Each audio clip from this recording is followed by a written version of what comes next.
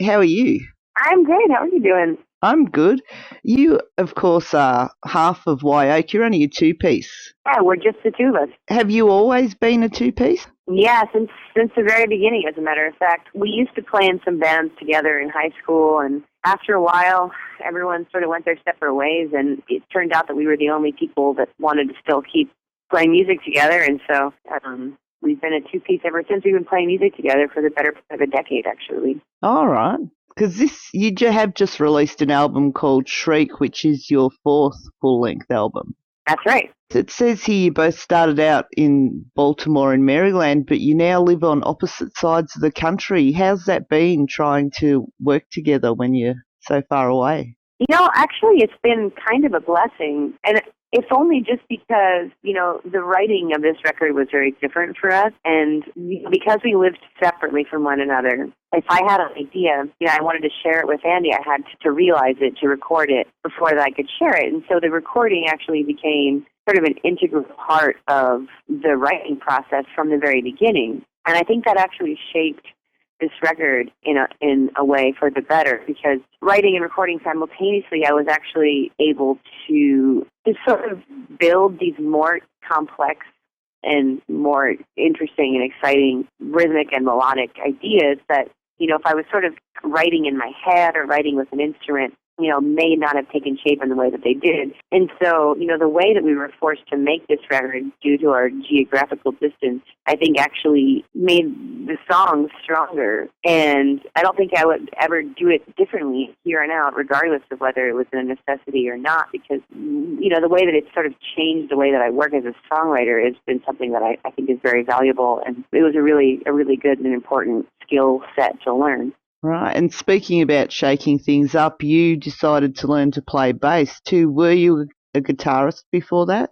Yeah, I mean, I play guitar, but from the beginning, we've both sort of been multi-instrumentalists, and so at the heart of what we've always done has always been the songs first and foremost. In the studio, since we're just a two-piece, we're always able to sort of orchestrate the songs however we see fit. But the guitar became a big part of our live show because we've always been, since we've been a two-piece, the guitar was just the easiest way that we sort of figured to translate these songs to a live format, with a limited number of people and instruments to work with. And so it wasn't necessarily by accident, but the fact that the guitar became associated with our band so fully was sort of not necessarily intended. And so it was important to me to branch out a little bit and make sure to give equal weight to the other instruments that I play and the other sounds that we want to create and the other things that we do, and take the focus away from that a little bit.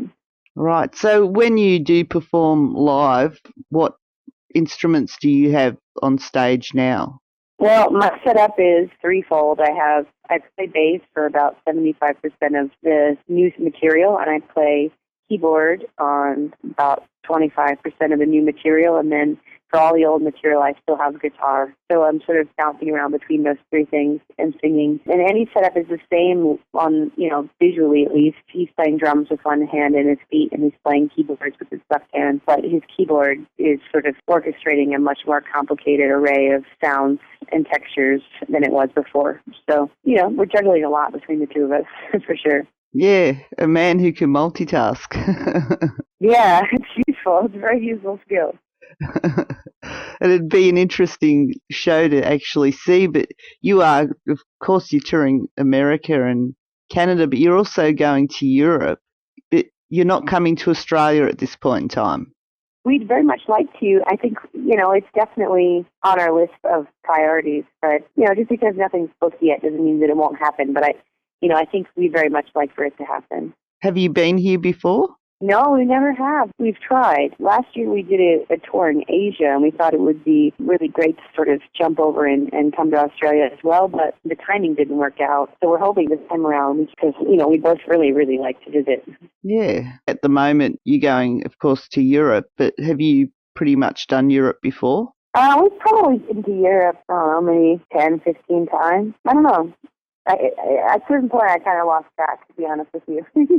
We've been there a lot. Yeah, it sounds like a lot. So in the 10 years that you have been doing this, is there a moment that sticks out in your memory that you wanted someone to pinch you to make you realise it was really happening? Oh, I'm sure there are a lot of moments like that. I mean, I remember when we first got signed to our record label, that was a big one. It kind of came out of nowhere, and I knew that it was going to be was going to alter the course of my life in a pretty big way. So that definitely, I remember I was out in public and sort of started laughing and crying simultaneously, and the friend that I was with was really confused, I think.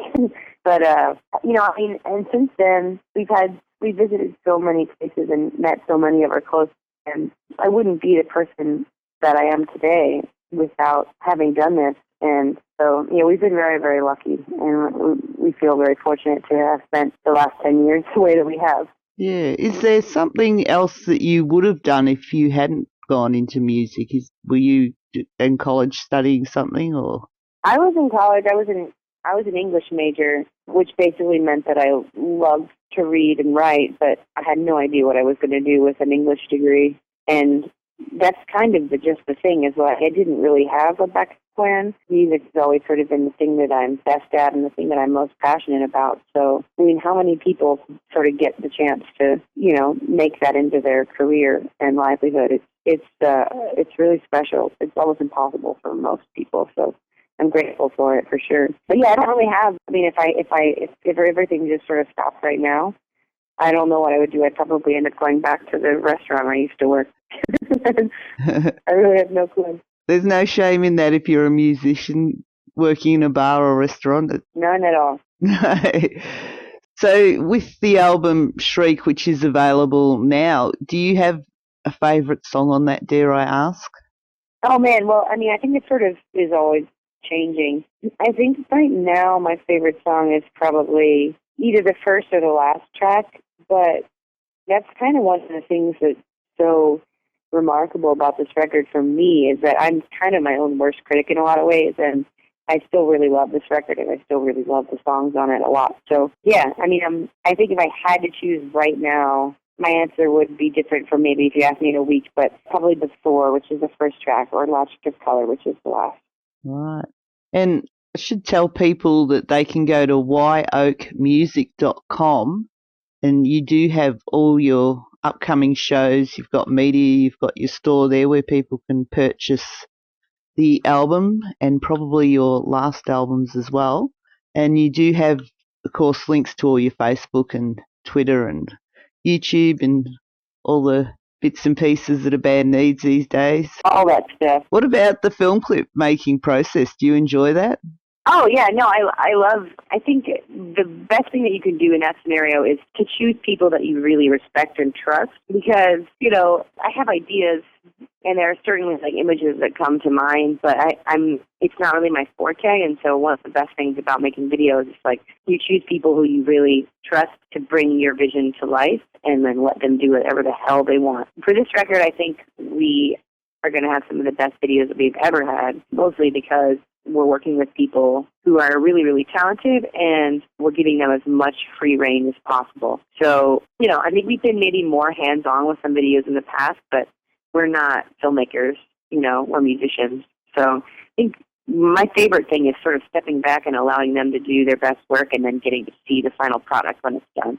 Yeah, and what about the cover art? Did one of you do that, or did you have an artist do that? No, actually, Andy, my bandmate's fiance, Ashley, is responsible for that sketch. And she and Andy and I were actually collaborating on a different cover idea. And we'd been working on that for a little while.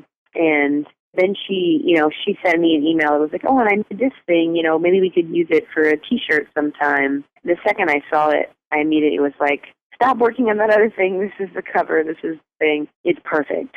It's perfect, and I love it. And so, yeah, I still love the image, and I think it really is stunning, like how much it really represents to me exactly. Like looking at it, it brings all the feelings that I associate with the record and the songs in the record to life. So, yeah, it really just feels perfect. Yeah, it is a good picture. And I am actually looking at your merch now, and if people go to wyeoakmusic.com, the CD is available along with a T-shirt and also on vinyl, and you've got a limited edition coloured vinyl. Yeah, we sure do. Do you release all your albums on vinyl? Yeah, we really push to. I think maybe our first record is the only thing now that's not on vinyl, which, I think it took a little while to convince our label to release our records on vinyl, but now we have everything but the first record available, which is really great for us because we love the format. Yeah. And you can also be found on Facebook, facebook.com/Wye Oak. Does Wye Oak mean something to you? It sounds like a place name. Yeah, it's actually, we're from Maryland, and the Wye Oak was a single tree, was the Maryland state tree, and it no longer stands, but the place where it stood is still, is still there. You can still visit it, and yeah, it was something that we certainly visited and remember from our childhood. Great. Well, thank you very much. Is there something that you would like to say to people about going out and purchasing the album? I think I'd love for as many people to hear it as possible, and I'm really proud of it, and I know we both feel strongly that we hope we get to make it to Australia someday. Yeah, maybe people can, if enough of them buy the album, you'll have to come down here. Exactly. If enough of you guys buy this thing, we'll have to come. So make it happen. Thank you very much. Have a good day. Absolutely. Thank you. And I will talk to you when you do head down here. Yeah, please do. Please, I will be making it. And yeah, if so, please do come and say hi. Thanks a lot. All right. Bye. No problem. Thank you. Bye-bye. Thank you. Bye-bye.